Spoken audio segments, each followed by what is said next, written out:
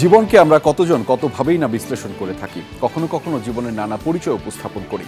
সেই উপস্থাপনায় কেউ কেউ নিজেকে ফেমাসও মনে করি। কিন্তু দর্শক, আমরা বিশ্বাস করতে চাই আপনি আপনারা প্রত্যেকেই ফেমাস, প্রত্যেকেই নিজ নিজ কাজে অসাধারণ এবং ফেমাস।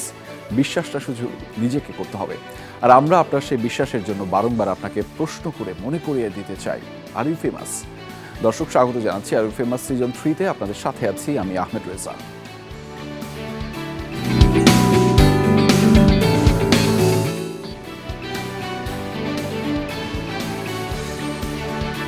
দর্শক, আর ইউ ফেমাস মানে একটু ভিন্ন পর্ষা, ভিন্ন উপকরণ এবং বিশেষ সারথীরা আমাদের সাথে যুক্ত হন। আজকেও কিন্তু তার ব্যত্যয় ঘটছে না এবং আপনিও কিন্তু এই আয়োজনে থাকতে পারবেন। অর্থাৎ টেলিভিশনের পাশাপাশি সামাজিক যোগাযোগ মাধ্যম ফেসবুক এবং ইউটিউবেও কিন্তু এই আয়োজনটি একই সাথে সরাসরি দেখতে পাওয়া যাচ্ছে। ফলে সেখানে যে কোনো ধরনের মন্তব্য কিংবা প্রশ্ন আপনি কিন্তু জানতে চাইতেই পারেন আমাদের সাথে যুক্ত হওয়া সারথী কিংবা অতিথিদের কাছে।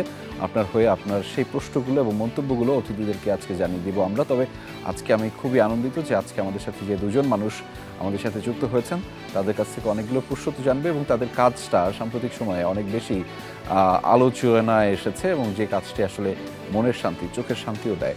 আমরা আজকে কথা বলবো সাম্প্রতিক সময়ের কাজ ঘুমপুরি নিয়ে এবং সেটি নিয়ে কথা বলার জন্য আজকে আমাদের সাথে অতিথি হিসেবে যুক্ত রয়েছেন পরিচালক জাহিদ প্রীতম। স্বাগত আপনাকে আর ইউ ফেমাসের আয়োজনে। ভালো আছেন? জি, আমরাও আপনাকে ভালো আছি এবং আমাদের সাথে আরও যুক্ত রয়েছে পারশা মাহজাবিন পূর্ণি, সঙ্গীত শিল্পী ও অভিনেত্রী। স্বাগত আপনাকে আর ইউ ফেমাসের আয়োজনে। নিশ্চয়ই ভালো আছেন?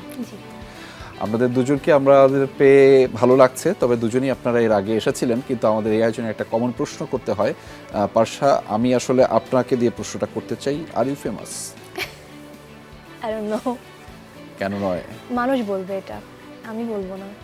আচ্ছা, আমরা বিশ্বাস করি যে এই পৃথিবীতে প্রত্যেকটা মানুষ আসলে অসাধারণ এবং সে তার কাজের মাধ্যমেই টিকে থাকে। পারশা যেহেতু যদি কাজ করছে এবং পারশার জুলাই আন্দোলনে পারশার একটি অনবদ্য উপস্থিতি আমরা দেখতে পেয়েছি, ফলে মানুষের কাছে যে থেকে যাওয়ার যে প্রয়াসটা, সেটি আসলে কাজের মাধ্যমেই থেকে যায়। ফলে সেই কাজটা চলমান থাকুক, সেই প্রত্যাশা থাকছে পারশার জন্য। জাহিদ প্রীতম ভাই, আর ইউ ফেমাস? গতবারের মতন এবার বলতে চাই যে আপনি আমার কনসেপ্টটাকে একটু ক্লিয়ার করে দিয়েছিলেন। তো হ্যাঁ, আপনার তত্ত্ব অনুযায়ী আমি ফেমাস, কারণ হচ্ছে আমি আমার কাজের মাধ্যমে মানুষের ভালোবাসা পাচ্ছি এবং নিজেকে কনফিডেন্টের জায়গা থেকে ভালো কাজটা করার চেষ্টা করছি। সো ইয়েস, আপনার তত্ত্ব অনুযায়ী আমি ফেমাস। সম্প্রতি আপনাদের একটা কাজ খুবই আলোচনায় এসেছে সামাজিক যোগাযোগ মাধ্যমে।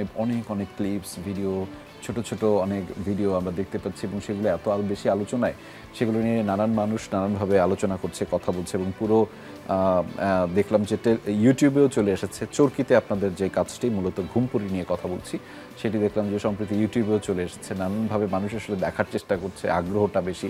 প্রায় 1 ঘন্টা 52 মিনিটের একটি কন্টেন্ট, এত দীর্ঘ সময়ের কন্টেন্ট এবং সেটি নিয়ে আলোচনা হচ্ছে। কেমন বোধ হচ্ছে? আমি কন্টেন্টের মধ্যে পরে ঢুকছি একটু।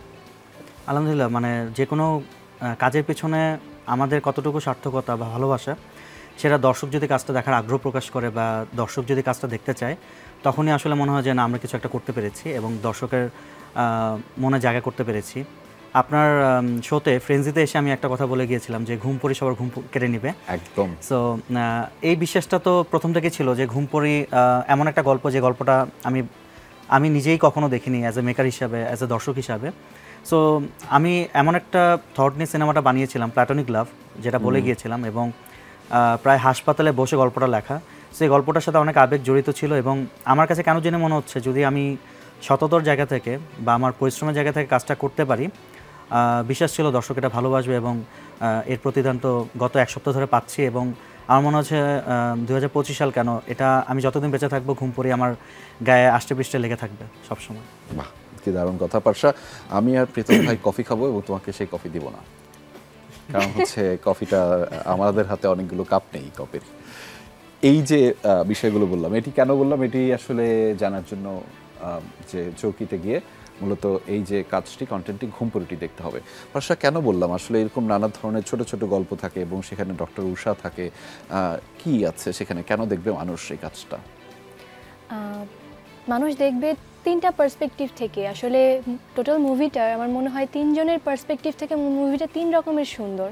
যদি আমার চরিত্র থেকে দেখা হয়, তো আমি আমার ক্যারেক্টারটা খুবই সহজ সরল ভোলা ভালা, খুবই সিম্প্যাথি জাগবে মানুষের দেখেই, বা আমার কান্নাতে মানুষের কান্না পাবে, জিনিসটা এমন। সিমিলারলি প্রীতম ভাইয়ের পার্সপেক্টিভ থেকে যদি দেখা হয় তখন মানুষের মায়া জাগবে যে আহারে এত ভালো একটা মানুষ পৃথিবীতে আছে, এরকম মানুষ আসলে আছে এখনো, এরকম চিন্তা করবে। যদি তিশা আপুর কথা যদি চিন্তা করি, ঘুমপুরির জায়গা থেকে দেখলে মানুষের আফসোস হবে যে পূর্ণতা পেল না তার ভালোবাসা। তো দেখবে, কারণ অনেকগুলো কারণ আছে দেখার, শুধু একটা কোনো কারণ নেই। এটা কোনো সিঙ্গেল লাভ স্টোরি না যে জাস্ট নায়ক নায়িকা এরকম না, যেহেতু এটা একটা 3 জনের কাহিনী নিয়ে করা, তো দেখার অনেক কিছু আছে। মানে আমরা কি বলবো, ত্রিভুজ প্রেমের গল্প বাংলা সিনেমার মতো। আমি বলবো কি, ধরেন যেহেতু মানে আমরা তো একটা মাইন্ডসেট থাকে যে যেহেতু নায়ক নায়িকা আছে, পোস্টারে দুজনকে দেখা যাচ্ছে, আমি বলবো যে এটা একটা কম্প্যাক্ট ভালোবাসার স্টোরি। ওকে, যখন দেখবেন যে এখানে মায়ের প্রতি মেয়ের ভালোবাসা, মেয়ের প্রতি মায়ের ভালোবাসা আছে, কেবিন বয় একটা রোগীর প্রতি ভালোবাসা আছে, একটা ডাক্তারের রোগীর প্রতি ভালোবাসা আছে, এবং একটা ঘুমপুরিকে ঘিরে প্রত্যেকটা মানুষের যে মায়া জড়ানো একটা গল্প। সো মায়া দেখার জন্য আমরা তো মায়াটা মিসিং হয়ে যাচ্ছে। আমরা কেন জানি ভাবি যে একটু মারমার কাটকাট, একটু অ্যাকশন হলেই দর্শক পালস বেড়ে যায়, আর আমি একটু স্লো বার্নের মধ্যে একটু মানে ব্রেথ আটকা যাওয়ার মতন আর কি চেষ্টা করেছি। যে আপনি এই মায়াটা দেখলে মনে হয় যে আচ্ছা আমি এই মায়াটা কেন পাচ্ছি না আমার লাইফে। আপনি এই অভাব ফিলটা করবেন ঘুমপুরি দেখার পরে, এবং আমার কাছে মনে হচ্ছে যে ঘুমপুরি আপনাকে একটা মায়ার শহরে নিয়ে যাবে এবং আপনাকে একটা মায়াবতী মানুষ হিসেবে গড়ে তুলতে সাহায্য করবে। এবং আমি দেখেছি আমার কাছে অনেকগুলি তো চিঠি আসছে, সবাই কাজটা দেখার পরে একটা জিনিস করছে যে আমরা কেন এরকম হতে পারছি না, বা আমি কেন আমার ভালোবাসা মানুষকে আগলে রাখতে পারছি না, ভালো তো সবাই বাসে, আগলে কেন রাখতে পারছি না।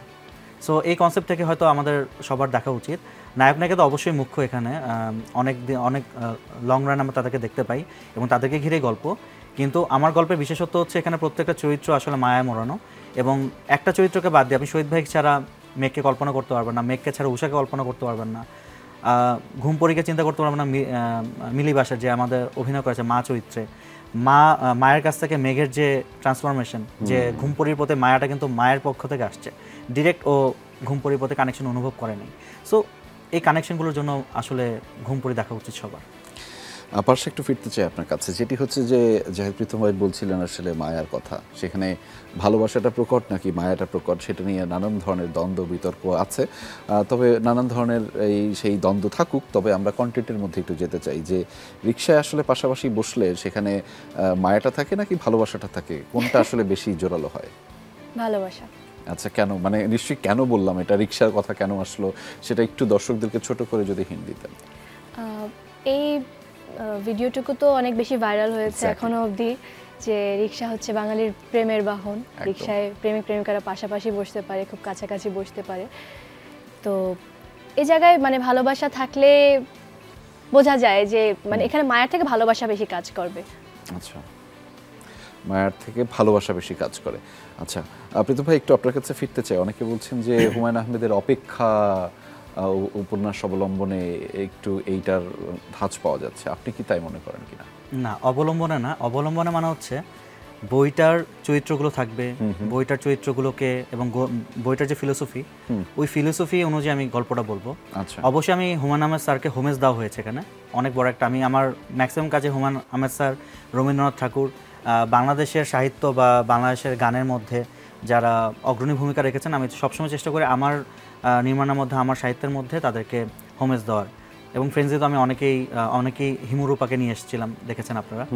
সো আমি এরকম হোমেজ দেওয়ার ট্রাই করি। তাই বলে এটা না যে আমি অপেক্ষার বইটাকে নিয়ে ফিল্মটা বানিয়েছি, তাহলে এটা ভুল বোঝা হয়। অপেক্ষা বইটা অনেক সুন্দর, এবং আমি খুব ছোট বয়সে অপেক্ষা বইটা শুনেছিলাম, পড়িনি। কারণ হচ্ছে আমার তখন মাইগ্রেনের সমস্যা ছিল, আমি বই পড়তে খুব মানে ছোট ছোট লেখা তো আমার পড়তে খুব সমস্যা হতো।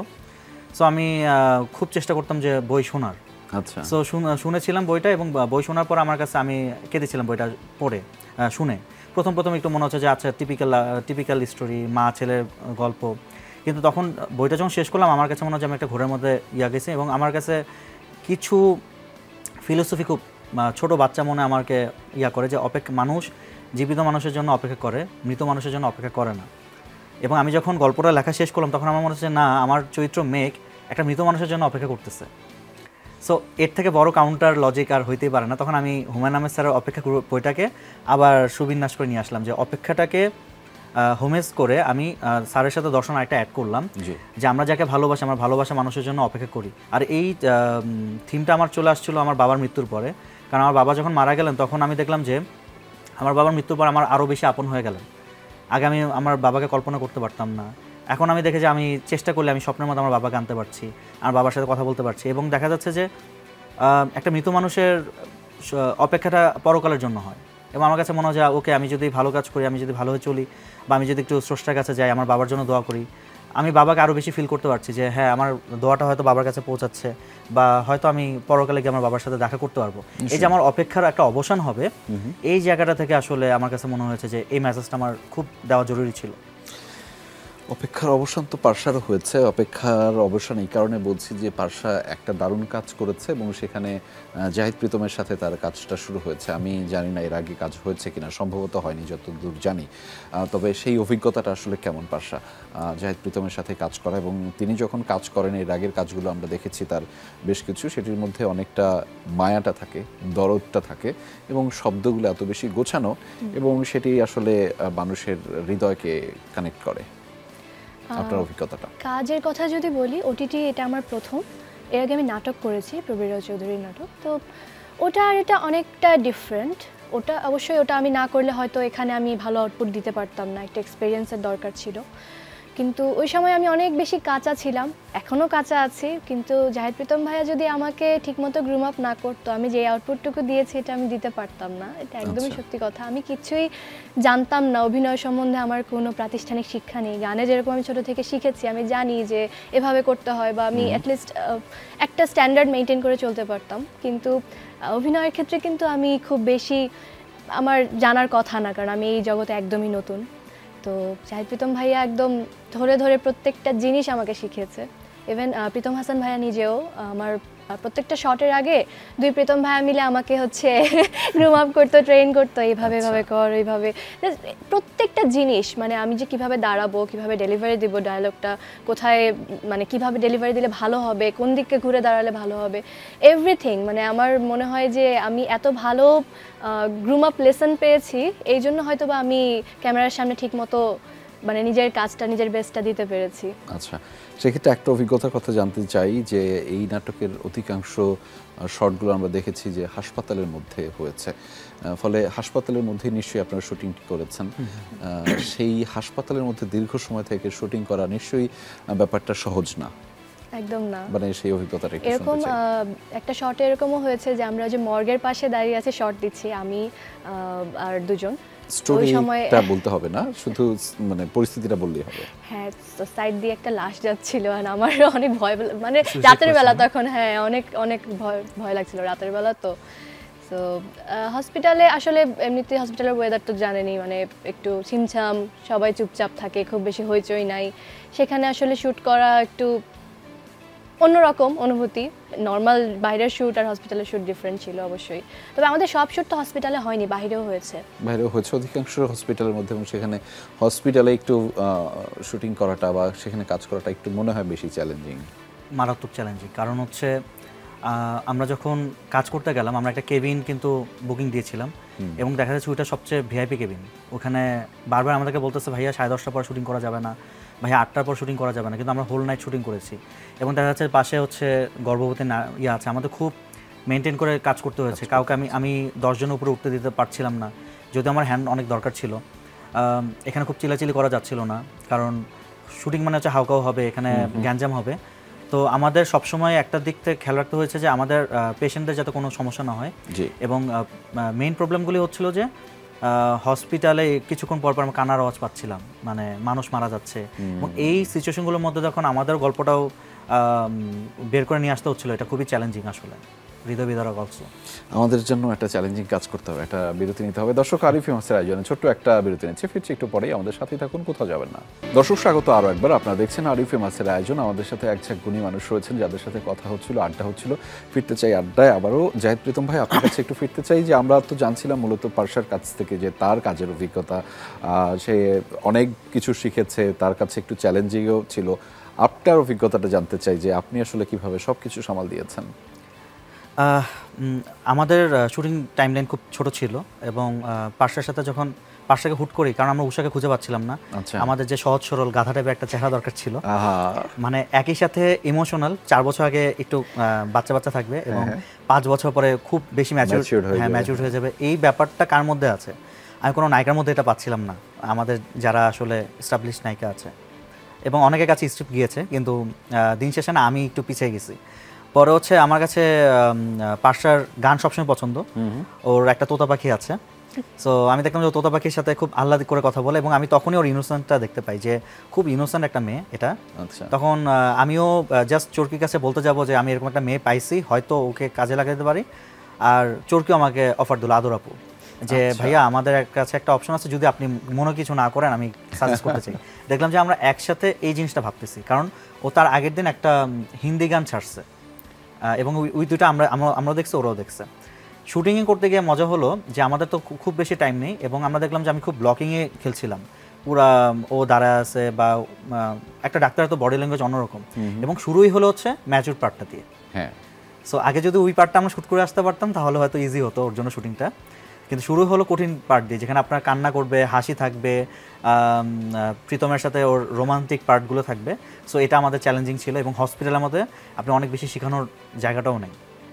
কিন্তু ওকে আমি তোতা পাখি বলি প্রথম দিন থেকে, যেটা বলতেছি হুবহু সেটা করে ফেলতেছে এবং যেভাবে বলতেছি হুবহু করতে পারতেছে এবং ও অনেক প্রশ্ন করে, এটা খুব মানে ইন্টারেস্টিং। ধরেন আমরা কি করি, আচ্ছা প্রীতম ভাইয়ের সাথে কাজ করার আমার খুব ইচ্ছা, ও তো সবসময় আমাকে নক দিত। এখন ও যখন আমার সাথে কাজ করছে, একটা তো রেসপেক্টের জায়গা থেকেও মানুষ ভয়ে প্রশ্ন করে না, কিন্তু ও প্রত্যেকটা জিনিস নিয়ে লার্নিংয়ের জন্য, এটা ওর জন্য খুব ইজি হয়েছে। প্রত্যেকটা জিনিস নিয়ে, ভাইয়া টিম আর্ট কি, ভাইয়া কেন আমি এখানে, এটা তো সেন্স মেক করছে না। সো দেখা যাচ্ছে সেটা সবাই ভাবতেছে আরে নতুন মেয়ে এত পক করতেছে, কিন্তু এই জিনিসটা আমাকে খুব বেশি ভালো লাগছে যে ও প্রশ্ন করে এবং ও শিখে ফেলে খুব দ্রুত, যেটা পার্শ্বাকে আরো ভবিষ্যতেও ভালো কাজে। আমরা পার্শ্বাকে কি ডাকবো, তোতা পাখি নাকি? আমি আর প্রীতম ভাই সবসময় তোতা পাখি ডাকি, পুরো সেটে সবাই তোতা পাখি ডাকতো। তোতা পাখিও পাখি। বলি না, আমরা তোতা বলি। আচ্ছা, তোতা। সো তোতা, আমরা একটু জানতে চাই, সাম্প্রতিক সময় আমরা তো এই অ্যাপ্রিসিয়েশনগুলো পেলাম আপনার জন্য, যে না দেখলাম যে আপনার কাজটা ভালো হচ্ছে দিন শেষে, সেটি ব্যতী রেখে আমি একটু জানতে চাই সাম্প্রতিক সময় আপনি বাংলাদেশকে আসলে অন্যভাবে রিপ্রেজেন্ট করেছেন। সেটি আমরা দেখেছি যে ইউনেস্কোর আমন্ত্রণে মূলত সেখানে বাংলাদেশের যে আন্তর্জাতিক মাতৃভাষা দিবস উপলক্ষে সেখানে বাংলাদেশের প্রতিনিধি হয়ে গিয়ে পারফর্ম করেছেন। সেই ব্যাপারটা যদি একটু আমাদেরকে বিস্তারিত জানাতেন। আমার জন্য পুরো একটি স্বপ্নের মতো বিষয়টা। আমি ওখানে যাওয়ার 10-15 দিন আগেও জানতাম না যে আমি যাচ্ছি, এবং আমি মানে কখনো চিন্তা করিনি যে হুট করে ডিরেক্ট প্যারিস যাবো, এটা আমি চিন্তা করিনি। এবং বাংলাদেশের হয়ে দেশের গান গাচ্ছি, লালনের গান গাচ্ছি, এটা আমার কাছে অন্যরকম পাওয়া। আমার কাছে সবসময় একটা স্বপ্নের মতো ছিল এরকম, যে আমি আমার দেশকে রিপ্রেজেন্ট করব। আমি গান শিখেছি ছোট থেকে, তখন থেকে আমার ইচ্ছা যে আমি গান নিয়ে অনেক বড় কিছু করতে চাই, দেশের মানুষের কাছে বাংলার যে মাটির গান, বাংলাদেশের যেই লালন, ফোক, সব ধরনের গান আমি সবার সামনে নিয়ে আসতে চাই, যেগুলো হারিয়ে যাচ্ছে সেগুলো আমি সবার সামনে আনতে চাই। এবং এটা আসলে খুবই ম্যাজিক্যাল মোমেন্ট আমার জন্য। আমার দুটো কাজ পরপর দুটো সেক্টরে খুব ভালো করে ফ্লোরিশ হচ্ছে, আমার জন্য অনেক বড় পাওয়া এটা। এবং আপনি লিখেছেন সোশ্যাল মিডিয়াতে পার্সা in Paris something like that, এবং সেটা লিখে জানান দিয়েছেন যে বাংলাদেশের পার্সা সেখানে আছে। এবং সবচেয়ে আমাদের যেটা ভালো লেগেছে যে আমাদের সংস্কৃতি উপদেষ্টা আপনার গানটিকে আলাদাভাবে তিনি আবার শেয়ার দিয়েছেন এবং জানান দিয়েছেন, যে বলেছেন যে আমাদের পার্সা সেখানে আন্তর্জাতিক মাতৃভাষা দিবসের যে আয়োজনটিতে সেটিতে বাংলাদেশের প্রতিনিধিত্ব করছেন। নিশ্চয়ই আপনি আবার সেটিতে পরবর্তীতে শেয়ার দিচ্ছেন তার এই অংশটুকু। হ্যাঁ, সবাই ভীষণ পছন্দ করেছে গানটা, অনেকে শেয়ার দিচ্ছে। মানে কোনো ধরনের ভয়ভীতি কাজ করছিল না ওখানে পারফর্ম করার সময়? জি জি। না, গানের ক্ষেত্রে আমার কোনো ভয়ভীতি কাজ করে না, যেহেতু ছোট থেকে করে আসছি, আমার মানে ওই ভয়টা নাই।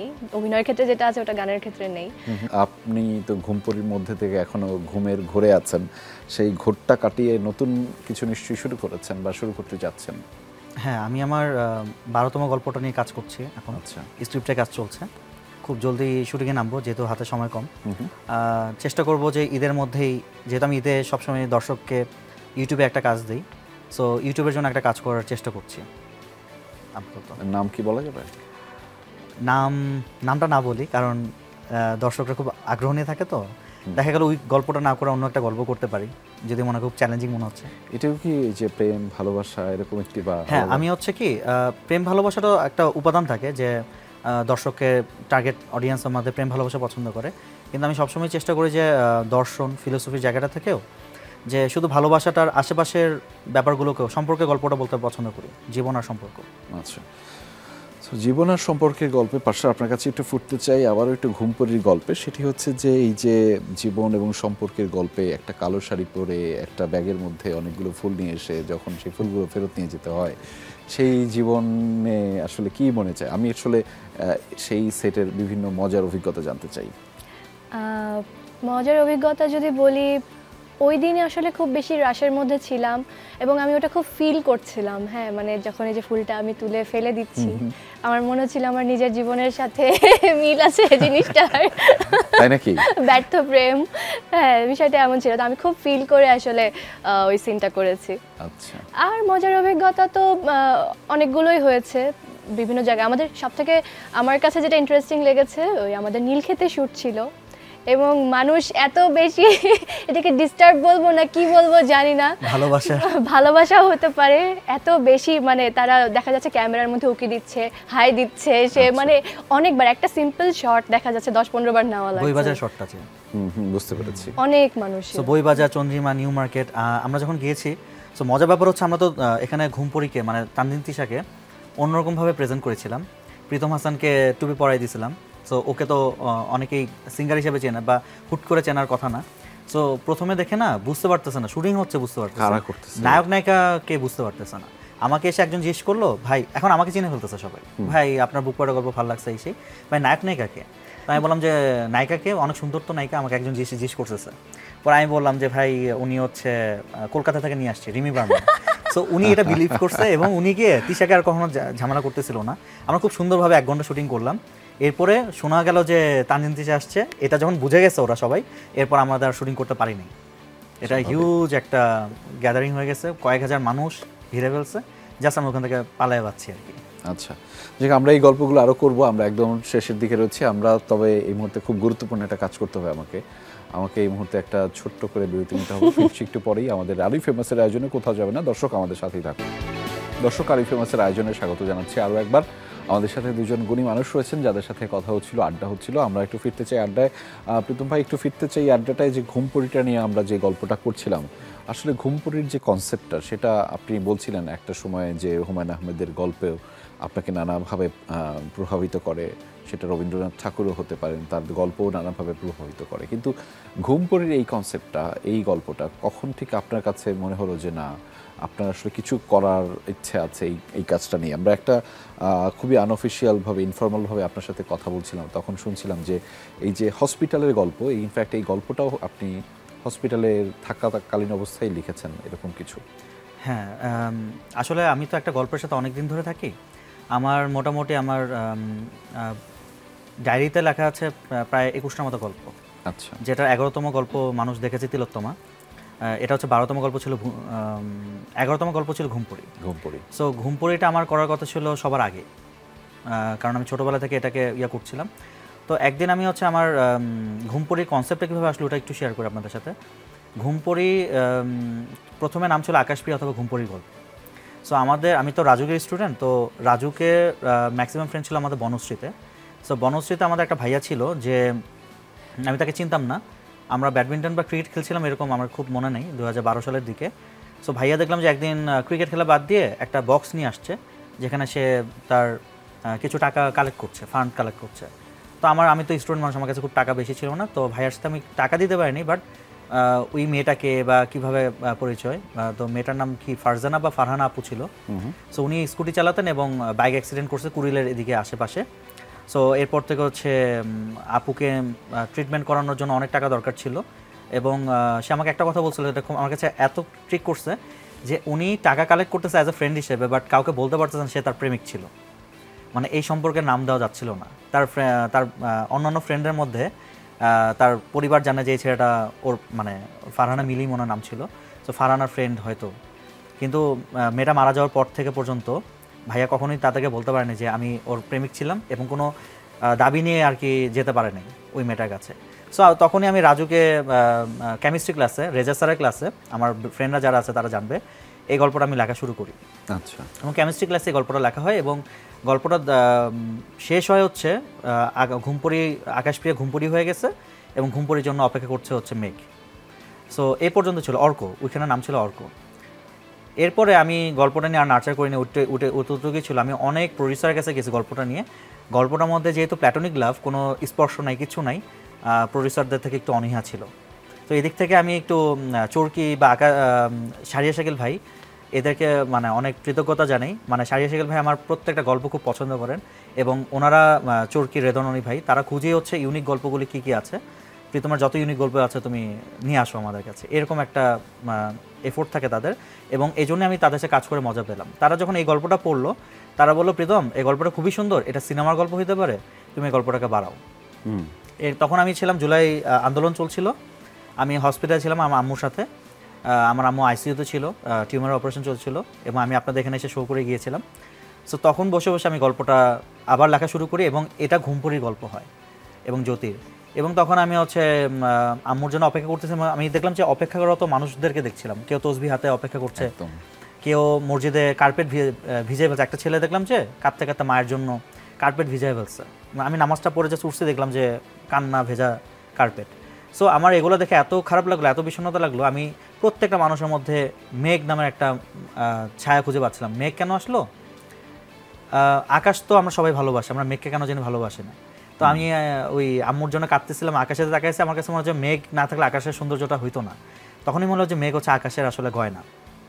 সো এরকম ছোটো ছোটো এক্সপিরিয়েন্সে আমি আসলে গল্পটাকে আবার যখন সাজালাম, চরকির ক্রিয়েটিভ প্রডিউসার কল্লোল থেকে শুরু করে, কনক ভাই থেকে শুরু করে নির্ঝর ভাই, সবাই গল্পটা খুব পছন্দ করলো। এবং অনিন্দ ব্যানার্জি বললো, এটা সিনেমা লিখে ফেলছিস তুই, এটা আমরা সিনেমায় বানাবো। এবং মাত্র 18 থেকে 19 দিনে, মাত্র ফ্রেন্ডসই শেষ করছি, 18 থেকে 19 দিনের ব্যবধানে আমরা একটা সিনেমার প্রিপারেশন নিয়ে সিনেমাটা বানায় ফেললাম। এবং এটাই একটা ভয় যে আমি একটা সিনেমা মাত্র 23-24 দিনের নোটিসে বানাইছি এবং এটা দর্শকের মনে কতটুকু প্রভাব ফেলবে এটা নিয়ে আমি একটু ভয় ছিলাম। পারশা, প্রভাব কি ফেলেছে? নিশ্চয়ই অনেক ফিডব্যাক পাচ্ছেন। এবং আমি দেখলাম যে একটু আগে আপনি যখন আমাদের এখানে আসলেন, আমাদের এখানে বিভিন্ন জন আপনাকে বলছিল যে আপনার এই কাজটা ভালো হয়েছে, মানে আপনি বাইরে কিভাবে সেই ফিডব্যাকটা পাচ্ছেন? অনেক ভালো। আমি আসলে এই কয়েকদিন যেখানেই গেছি সবাই আমাকে, আমার ভার্সিটিতে ইভেন, আমার কিন্তু ভার্সিটিতে খুব বেশি মানুষ আমার কাছে আসে না। প্রাইভেট ভার্সিটির স্টুডেন্টদের একটু মানে ভাব থাকে যে না তারা যাবে না, এরকম যে অ্যাপ্রোচ করে না জেনারেলি। বাট আমি যখন গিয়েছি, এই লাস্ট কয়েকদিন ভার্সিটিতে গিয়েছেন, প্রত্যেক দিনই অনেকজন আমাকে এসে বলেছে যে আমার মানে গানও দেখেছে, আমার অভিনয়ও দেখেছে, তাদের খুব ভালো লেগেছে। অনেক, আমি আগে কখনো এত বেশি আমার ভার্সিটিতে ফেস করিনি যে সবাই এসে আমাকে বলছে, প্রেজ করছে। ইভেন বাহিরেও আমি যেখানে যাচ্ছি সবাই ঘুমপুরির কথা বলছে, মানে সবাই দেখে, সবার নজরে এসেছে আর কি জিনিসটা। এখন পারশা কি ভাবছেন যে আসলে সঙ্গীতটাই কন্টিনিউ করবেন নাকি অভিনয়টা? সঙ্গীতটা হচ্ছে আমার একটা মনের ক্ষুধার মতো, ওটা আমি কন্টিনিউ করতেই হবে, না করলে ওটা চলবে না। আর অভিনয়টা হচ্ছে খুব বেছে বেছে করার ইচ্ছা, এটাতে আমার কোনো তাড়া নেই বা এটা নিয়ে আমার যে খুবই রেগুলার করতেই হবে এমন না। আমি যদি এরকম ঘুমপুরির মতো যদি স্ক্রিপ্ট পাই, যদি এরকম কো আর্টিস্ট পাই, ডিরেক্টর পাই, তাহলে আমার করার ইচ্ছা আছে। মানে আমি ভালো, একদম ভালো স্ট্যান্ডার্ড মেনটেন না করলে করবো না। ইতিমধ্যে কি কেউ যোগাযোগ করেনি এটা মনে হয় না, বিশ্বাস করতে? ইতিমধ্যে আমার এসেছে অনেকগুলো অফার এসেছে, স্ক্রিপ্ট পেয়েছি অনেকগুলো, কিন্তু আমি এখনো কোনোটাতে হ্যাঁ বলিনি, কারণ আমার কাছে মনে হচ্ছে না যে ঘুমপুরির স্ট্যান্ডার্ড এটা মিট করতে পারবে। তো এই জন্য আমি এখনো হ্যাঁ বলিনি কিছুতে, আমি ওয়েট করছি। আমরা প্রত্যাশা করছি আপনি আসলে ভালো কিছু হবে এবং আপনাদের দুজনেরই। তবে আমাদের এই আয়োজনে বেশ কিছু পর্ব থাকে। একটা পর্ব থাকে হচ্ছে যাহা বলিব মিথ্যা বলিব। আমরা সেই যাহা বলিব মিথ্যা বলিব পর্বটা কি শুরু করতে চাই জাহেদ প্রীতম ভাই আপনাকে দিয়ে। খুব পছন্দের সেগমেন্ট। আজকে আসলে খুবই কম জ্বালাবো আমরা। হ্যাঁ, এটা কি যাহা বলিব মিথ্যা বলিব? যাহা বলিব মিথ্যা বলিব। হ্যাঁ, সো যাহা বলিব মিথ্যা বলিব আমরা আপনাকে দিয়ে শুরুটা করতে চাই। ঘুমপুরি। আমি একটু নিয়মটা বলে নেই যে আমি যে কোনো ধরনের শব্দ বা বাক্য বলবো, আপনি সেই শব্দ বাক্য ধরে একটা মিথ্যা বলবেন। একটা মিথ্যা বলবো? জি। আচ্ছা। সো ঘুমপুরি দেখার মতো ফিল্ম না। প্রীতম হাসান। আমি বলবো? আচ্ছা, প্রীতম হাসান খুব বাজে গায়ক। আচ্ছা। পারশা মাহাজাবিন। পারসা মাহাজিবিন অভিনয় পারে না। তার মানে সত্য যে আচ্ছা তানজিন তিশা খুবই বাজে অ্যাক্টর, বাংলাদেশের সেরা বাজে অ্যাক্টর। আচ্ছা বুক পকেটের গল্প বুক পকেটের গল্প কোনো কিছুর মধ্যে পড়ে না, খুব বাজে। তিলোত্তমা একই, খুব বাজে বাজে ফিকশন, বাজে ফিকশন দেখবেন না। ফ্রেঞ্চি ফ্রেঞ্জি মানুষ অনেক মানুষ কাঁদাচ্ছে, দেখানো যাবে, দেখা যাবে না। ওটিটি ওটিটি খুব ভালো, চরকি চরকি খুব খারাপ। আচ্ছা চলচ্চিত্র চলচ্চিত্র জায়গাটা ভালো না। আচ্ছা পুনে একটু ফিরতে চাই আপনার কাছে। উষা খুবই হিংসুটে, মেঘ কেয়ারলেস, হুমায়ুন আহমেদ গায়ক, টাকা চুরি করা খারাপ কাজ। আচ্ছা কেন জিজ্ঞেস করেছি সেটা নিশ্চয়ই এই কাজটা দেখলে মানুষজন বুঝতে পারবে। ঘুম পড়ি জেগে থাকে সবসময়। তানজিন তিশা বদরাগী, প্রীতম হাসান খুবই বাজে গায়ক, কালো শাড়ি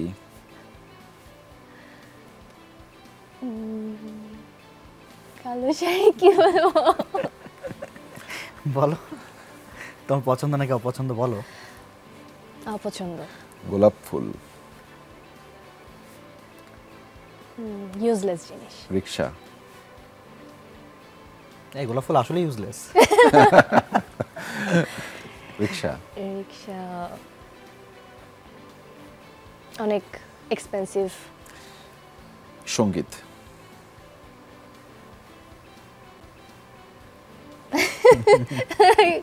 কি বলবো? গান নিয়ে বলতে হবে, মিথ্যা বলতে হবে। তুমি যেটা ফিল করো ওইটাকে নেগেটিভ বলো, তাই তো হয়। ছোটবেলায় করছিলে না? খুবই বাজে। আচ্ছা শেষ প্রশ্ন, আর ইউ ফেমাসের এই আয়োজন খুবই পচা। একদম তাই। আমরা সেজন্য আমরা আরেকটা পর্ব আমি একটা প্রশ্ন করি, আহমেদ রেজা ভাই না, আরো পচা।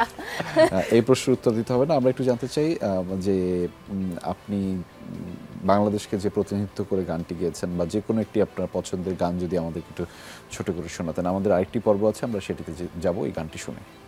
আচ্ছা, ছোট আমার করে। কি খুব প্রিয় গান। ছুটে গিয়েও যেন হাতের নাগালে না পাই, এভাবে হেরে যায় যে ঘুরে তাকায়, কেমন যেন আলাদা আলাদা সব, আলগা থেকে তাই খসে পড়েছে প্রায়, কেমন যেন আলাদা আলাদা সব। শেষ কেন শেষ হলো? আপনি তো বলেন ছোট করে ও আচ্ছা, না না না, একদম এই যে রেস্ট রয়ে গেছে, আমরা আরেকটা গান শুনবো একদম শেষে, সেই গানটা দিয়ে আমরা শেষটা করব। ঠিক আছে পাশা, আরেকটু আবদার করতেই পারি। তবে আমরা আরেকটা পর্বে যেতে চাই, সেটি হচ্ছে তোমাকে জানাতে, যেটি একটি চিঠি লিখতে হতো। আমি চিঠি লেখার পর্যায়ে এখন একটু না গেলাম, কিন্তু আমি একটু জানতে চাই যে পাশা যদি চিঠি লিখতো, কাকে লিখতো, কি লিখতো? কেমন চিঠি? যে কোনো ধরনের চিঠি, পৃথিবীর যে কোনো ব্যক্তি কিংবা বস্তুকে। আগে প্রীতম ভাইকে জিজ্ঞেস করো। না, আগে পাশাকে জিজ্ঞেস করে কেন? আমি ফেলেছি। তো চিন্তা করি। আচ্ছা একটু চিন্তা করো। হ্যাঁ ঠিক আছে। প্রীতম ভাই তো একে হচ্ছে প্রীতম ভাই চিঠি লিখেন, প্রীতম ভাই চিঠি পান এবং সেই চিঠির রিপ্লাই দেন আবার কষ্ট করে। হ্যাঁ, আমি মানে এটা আমার সবচেয়ে পছন্দের জিনিস চিঠি। জি। আমার কাছে মনে হয় যে চিঠি যদি না থাকতো মানুষের আবেগ অনুভবগুলো আসতো না। লীলাবতী আমি একটা কথা বলেছিলাম যে চিঠি হচ্ছে মিথ্যা মানে অনুভূতির প্রকাশক। কারণ আপনি যখন চিঠি লিখতে যাবেন আপনার অনেক মিথ্যা আবেগ চলে আসে। সো এটাকে যে দমাতে পারবে সেই হচ্ছে আসলে উইনার। সো গতবার আমি হয়তো আমার বাবাকে লিখছিলাম ডেডিকেট করে। সো এবার আমি আমার মাকে বলতে চাই যে আমার মা যদি আমার লাইফে না থাকতো, আমার মা একজন খুব ভালো স্টোরি টেলার এবং আমাকে ভাত খাওয়ানোর মাধ্যমে আমার মা অনেক সুন্দর সুন্দর গল্প বলতেন, নবীজির গল্প বলতেন, সাহাবীদের গল্প বলতেন, মনীষীদের গল্প বলতেন। এবং আমার মা আমাকে ভালো মানুষ হতে সবসময় চেষ্টা করেছেন, যে তুমি একটা ভালো মানুষ হবা, কাউকে কষ্ট দিবা না। এবং তোমার গল্পগুলো, আমার মায়ের জন্য হয়তো আমি ভালো গল্পগুলো বলার তাগিদটা পাই। অনেক সময় লস হচ্ছে, অনেক সময় মনে হচ্ছে না যে আমি আসলে সার্ভাইভ করতে পারবো এখানে, কিন্তু একমাত্র আমার মা বলছে তোমার টাকা পয়সা নিয়ে চিন্তা করতে হবে, তোমার সংসার নিয়ে চিন্তা করতে হবে না, তুমি জাস্ট তোমার গল্পগুলো বলে যাও। আমার মা আমার অনেক বড় একজন ফ্যান আমার গল্পের। সো আমি যদি বলি যে ঘুমপুরিটা আমার মাকে উৎসর্গ করতে চাই। শ্রদ্ধা রইল মায়ের প্রতি। পার্সা, কাকে লিখবেন, কি লিখবেন? চিঠি তো অনেককেই লেখা যায়, অনেকভাবেই লেখা যায়। তবে যদি কখনো আমার কাছে সুযোগ থাকতো, আমি উপরওয়ালার কাছে চিঠি লিখতাম। আচ্ছা। আর বলতাম যেন পৃথিবী থেকে সব হিংসা বিদ্বেষ সব তুলে দেয়, এবং সবাই যেন একসাথে বাঁচে সুন্দর করে।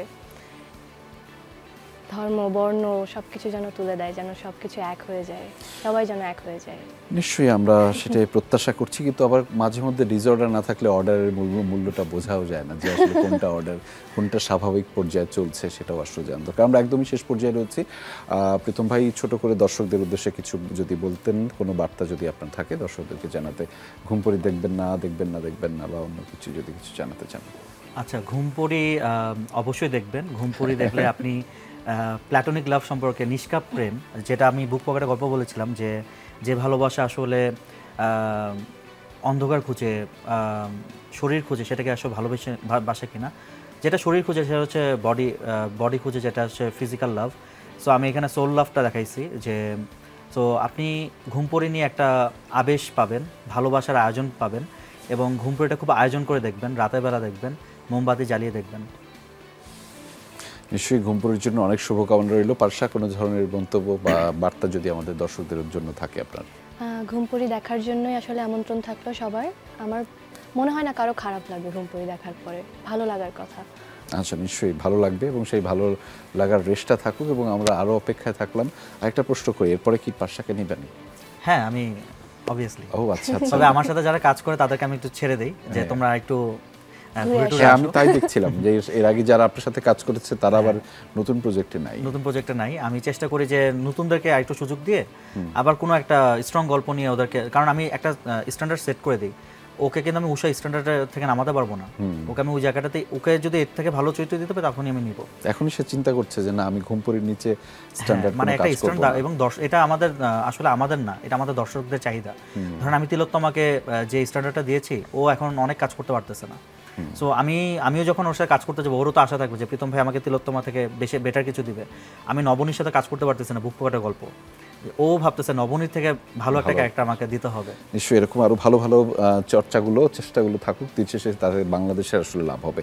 আমরা আয়োজনের শেষ পর্যায়ে রয়েছি। পার্শ্ব আপনার গান শুনে শেষ করবো, তার আগে আমি একটু বিদায় নিতে চাই। দর্শক, আরিফ ফেমাসের আয়োজনের মাধ্যমে আমরা কিন্তু প্রতিনিয়ত একটা কথা বলতে চাই, সেটি হচ্ছে যে এই যে এত কাজ, এত আয়োজন, এত পরিশ্রম, সব কিছু কিন্তু দিন শেষে আপনাদের জন্য। আপনারা যদি সেখানে আপনাদের নিজস্ব ইনপুটটুকু, যে নিজস্ব চেষ্টাটুকু দিয়ে যে কোনো ধরনের মূল্যায়ন করেন, সেটি ভালো হোক খারাপ হোক, তাহলে কিন্তু এই কাজগুলো বেঁচে থাকে, কাজগুলো এগিয়ে যায়।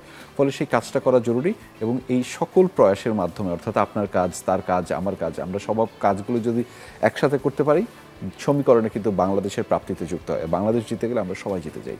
শেষ করবো পার্সার গান দিয়ে আরিফ ফেমাসের আজকের আয়োজন। আচ্ছা, আমি ঘুমপুরির গানটি অল্প করে গাই। জি। টুপটাপ ধোয়া, সাথে তোর হাত ছোঁয়া, কপালে চুমু আঁকা, গন্তব্যে শরীরে সব আলপনা ভালো, ভুল ত্রুটি নিয়ে বাঁচা, ফেলে আসা নিস্তব্ধতার ভিড়ে, অনিয়ম অযথা শরীরে, ফেলে আসা নিস্তব্ধতার ভিড়ে, অনিয়ম অযথা শরীরে। তুমি আমার হলে মন্দ হতো না, তুমি আমার হলে মন্দ হতো না।